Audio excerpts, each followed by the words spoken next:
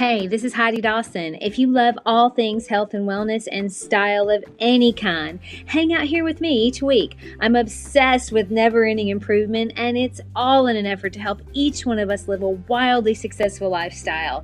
Subscribe today so you don't miss a thing. Hi, guys. Welcome to episode 369 of the Wildly Successful Lifestyle Podcast. Thank you guys so much for listening. It means a lot. And welcome if you're new, and welcome back to everyone else. I'm so glad you're here. We like to feel seen and heard, don't we? And I hope this podcast does that for you. I know it does for me, and you are a big part of that. So thank you.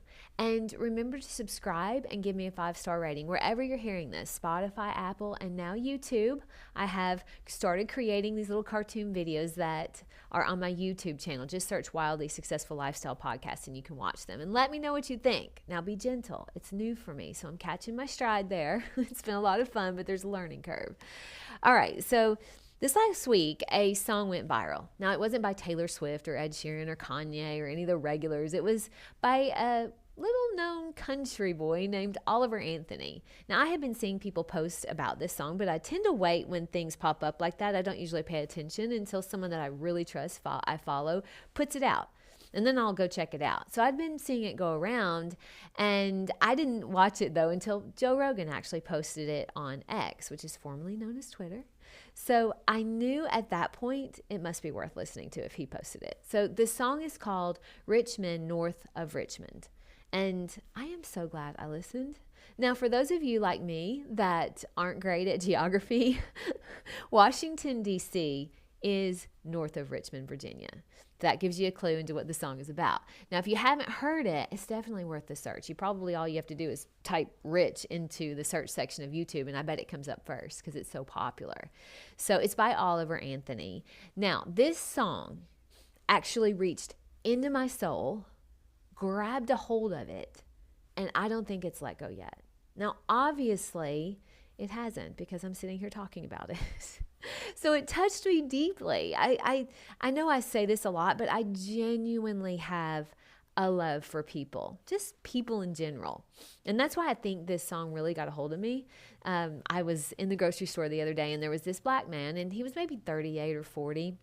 Looked like he'd put in a long day of work. It was later in the evening, but he was thin and looked tired. His clothes were covered in what looked to be sheetrock dust or some sort of paint, but he was just getting a few things from the vegetable department where I was as well. Now, I was reaching for a zucchini, and instead of getting it into my cart, it actually flipped out of my hand and landed right in front of him. And I apologized, and I said, I did not mean to throw zucchini at you, I promise. To which he laughed, and he picked it up, and he handed it to me. And it was just a lovely moment. Now, in my mind, I pictured his wife asking him to grab peppers on his way home from a long day so she can cook a healthy meal for their family. I don't know if that's what he was doing. I don't know. How could I? But I do know that he was so kind to me, and I was so kind to him, and it felt really good. Just two human beings living the best we can and enjoying each other's, kindness. That's what we were doing in that moment. It didn't matter what color we were. He didn't care, and neither did I.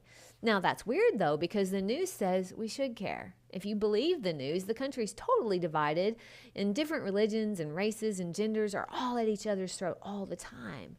But that isn't what I see. That may be their altered reality that they're selling for a narrative, but that isn't what I see. That's not the world I live in. I wonder if you feel the same way. I imagine you do. Now, in that viral song, and I hope you listen, I'll put it in the show notes, but in that song, he says, it is hard living in this new world with an old soul. Do you feel in a way like you're an old soul living in this foreign new world where up is down and right is wrong? I mean, it's easy to think you're the crazy one. But what's right doesn't change simply because someone is screaming the opposite at you from every direction. You aren't crazy. Maybe you're an old soul living in someone else's vision of a new world. And the good news is you don't have to accept someone else's altered reality. You don't have to accept anything that feels wrong to you. And it isn't our job to fix someone who has a different opinion and believes in altered reality. But it also isn't our job to cater to it. Now, if someone wants to believe something crazy, let them. It's fine. The consequences are for them, not for us. But now, I'm not going to be a party to it. And we do have friends that have kids that are struggling with some of the latest fad altered reality, and my heart goes out to them. And I do go out of my way not to offend. I don't ever want to offend anyone. But I'm not going to step on my old soul beliefs, the things I know to be true, to cater to someone else's insecurities. I'm just not going to do it. And I know it seems like life has been really hard the last few years. It really has, mainly since COVID. And it's easy to just feel so negative and like things are bad and it doesn't seem like they're getting better. And I do believe that there are rich men north of Richmond, meaning rich men in Washington, D.C., living off the backs of good, hardworking Americans like you and like me. It's not just rich men, it's rich women too. But I also believe that things are getting better every single day. Now, hear me out before you call me crazy for saying that or turning me off. Think about it. Before COVID, people just blindly trusted that every single medicine a doctor prescribed was for our own good. They knew better. We thought doctors were only looking out for our health. But now we know that maybe that isn't always the case. Maybe, just maybe, we ought to be taking a little more responsibility for our health and not handing that job over to a doctor that is taught to prescribe medicine for a living, not to get to the root of the problem. Doctors are not bad people, they're good people. But you aren't sick because your body is deficient in the latest pharmaceutical. There's a root problem that needs to be addressed. And I think people are waking up to personal responsibility because of the monster that was COVID. It's waking people up to maybe we should be looking at our health from a different perspective. I know for me, it was a real eye-opener. But you see, that's all good things. That awakening is going to make us healthier and less dependent on drugs. COVID did that. It seemed like that was something that was so super bad on its face. But that's what it took to get people to be more responsible for their health and not leaving it to drugs and pharmaceutical companies that profit from it. So something really good and life-altering actually came from COVID. That's why it's so good to always look at situations from that question. How is this working in my favor? It also opened the eyes of a lot of parents to watch their kids to what their kids are being taught in school. Some of this altered reality is being force-fed our kids from kindergarten. To what end, I don't know, but it can't be good. But you see, you don't have to accept that. Your child is your child. It's not the government's child. You get to instill the values you want. And look, if someone else wants their child to have an altered reality, it's not our job to change that. Leave it alone. You being an old soul means you rise above it. You raise your kids with your values, and if you see someone trying to influence your kids intentionally in a way that will hurt them, you remove them from that influence in whatever way you can.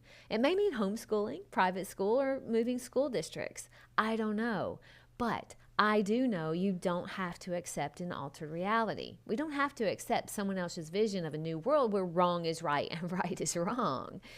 You have just as much right to your belief as anyone else does. You're not less than because of your values and beliefs. But remember, someone else is just as entitled to their values and beliefs as well. And it isn't our job to change someone else's values and beliefs. It's only our job to live true to ours.